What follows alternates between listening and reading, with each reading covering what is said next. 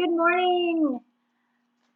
It's very early morning for me this time. It is June the 9th, and it is a lovely Tuesday. It's very lovely outside, and you guys get me before my morning coffee today because my day is turned upside down. Isn't that exciting?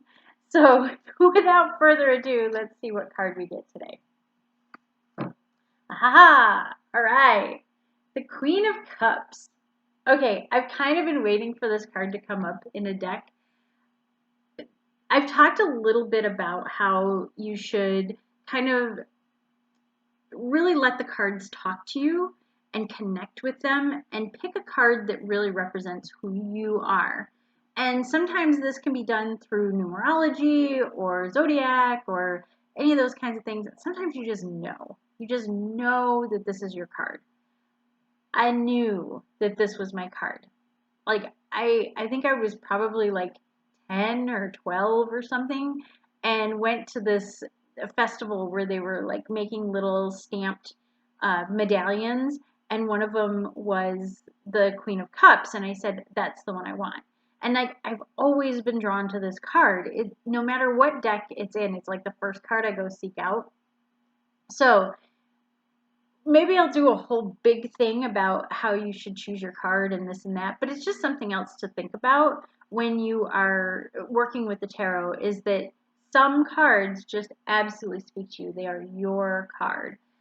I also have looked at this card and gone, oh, it does fit with my numerology, and oh, it does fit with my zodiac, and it's just kind of reaffirming, even though in my heart I already know, like, this is my card. And what is she? So when I say pick a card, I also want to say that, like, sometimes these are attributes we try to attain. They're not necessarily who we are yet, but it's what we are put on this earth to become. So I always kind of strive for this, but I in no way, this is like disclaimer, I in no way think that I fully embody this characteristic. But I try. I really do. And it always seems to be that I am trying to portray this. And what is she? So, the Queen of Cups. Cups, again, in a standard deck of playing cards, would represent hearts. So she is the Queen of Hearts, which, has some different connotations to different people. But in the tarot deck and in kind of that esoteric world of meaning of cards, she is the quintessential kind of mother, in the sense of she's very nurturing, she's very emotional, she's very loving, she's very loyal, and she's also kind of that person that you go to kind of offload your feelings. So this is the person who's totally happy to have you over for a cup of tea, or, something a little stronger maybe, and to help you kind of talk through things. She doesn't have all the answers. This is not the person you're going to go to who is like, oh, well, you should fix this and you should do that. She might have some really great advice, but really what she's there for is to listen. I kind of look at this card in a way as like the mother that kind of always has the children at her skirts a little bit, but she's also very graceful, very elegant. And I look at this card too, and I envision kind of that Queen Guinevere sort of character, because on the flip side, this character is also very controlling in a way. She can be manipulative, and it's always manipulative kind of in that emotional way. So every card has that good side, bad side to it. So when this card comes up inverted, I kind of look at a reading and go, okay, what's the problem with your mom? Like, you're clearly having problems with the maternal figure in your life. Doesn't always have to be the mom biologically. It could be a boss who's very mom-like. It could be a friend who's very mom-like.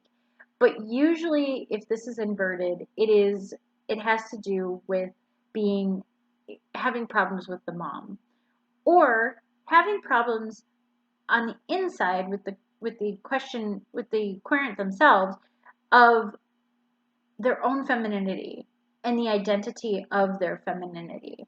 So the Queen of Cups is very much a feminine figure, we've seen like Queen of Swords and some of the others, and they embody more of that like strong warrior female character. She represents the mom, the maternal, the very feminine. And that's kind of why I bring up the Queen Guinevere, because we look at kind of Guinevere in medieval folklore and stuff like that as being that epitome of a queen, a feminine, that grace and beauty and allure and all of those things. But also, I mean, she did kind of bring down an entire kingdom because of an affair. There are things. So I look at this card and I love that she kind of took more of the Queen of Hearts aspect of things. She looks so Alice in Wonderland like. And she's got like this teacup looking thing right here. It's not a goblet like usual in the cups.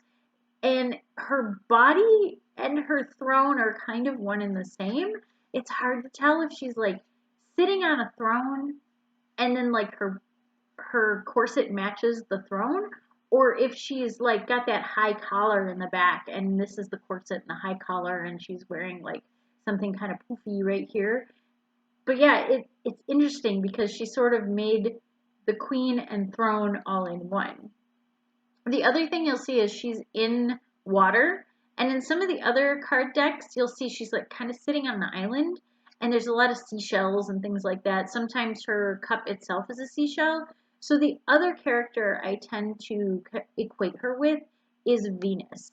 So if you think about Botticelli's painting of the birth of Venus, I get a big feeling of this from her. Because Venus, while being really kind of more of the um, fertility goddess sort of thing rather than maternal as much, there's still that feminine and maternal and that connection to womanliness. So if you look at the Queen of Swords and she's more womanly in that warrior sense, this is womanly in that sexual energy also kind of way. You'll notice there's a ship in the background. There sometimes is, there sometimes isn't. I think it's just a way to say, hey, yeah, this is water and a lot of it. And she kind of rules that water. So hearts and cups are water related. What's interesting about this is she has no symbols down here where we've seen so many symbols, and there's no other symbols up in here. So it's all about the traditional meanings of this card. The artist, the Sakki-Sakki Tarot, by the way, I didn't mention it in the beginning, she didn't really attribute anything new to this card. And I'm kind of curious what the other queens might look like if they too have like, it's just about their suit, it's just about who they are, rather than, oh, but you could attribute Venus to this very easily. You could attribute, I kind of feel like Taurus, Libra, those kind of zodiac signs also link to this, even though both of those are earth signs. On the flip side, I think Scorpio, being a water sign, is a very close connection to this one, just because, again, the flip side of her is almost a seductress. She's kind of uses her sexuality and her feminine wiles, as they say. And that's not always a bad thing, but she is all of that femininity. When she's inverted, she is very much the femme fatale.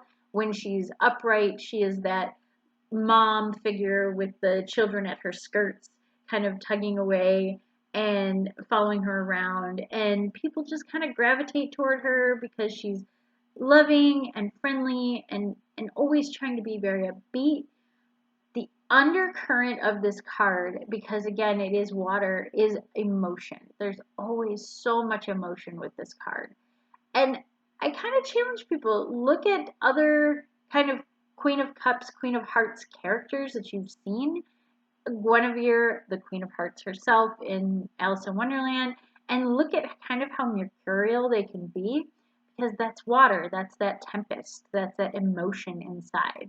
So this was a really fun card to look at. I love the color, the blue and then the kind of purples and oranges in the middle. I think this is a beautiful card.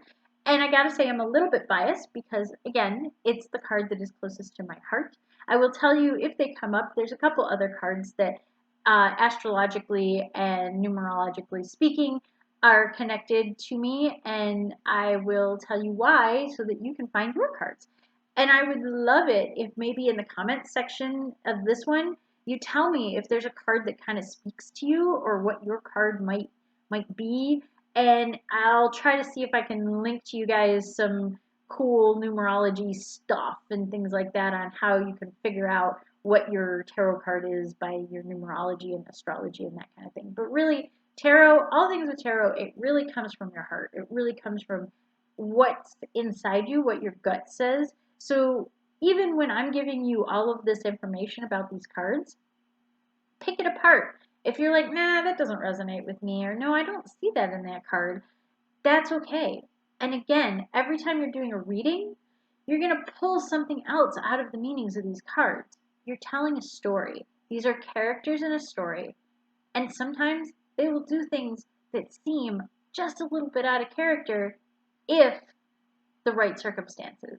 So thank you very much again. I invite you to check out my website that's in the description if you're interested in doing a tarot reading or if you're interested in private lessons about the tarot and have any other questions. Feel free to email me or leave a comment down in the bottom. And as always, I do have books and belly dance lessons and all kinds of other crazy things that I do. And also another episode of Casing the Cover just released, and that's a podcast that I do with a very dear friend of mine. So I'd love for you to check those things out. They are all in my subscriptions also on YouTube. So other than that, have a very wonderful Tuesday. I hope you enjoy this beautiful day. I hope you're staying very healthy and very safe and have a beautiful, beautiful June. Bye!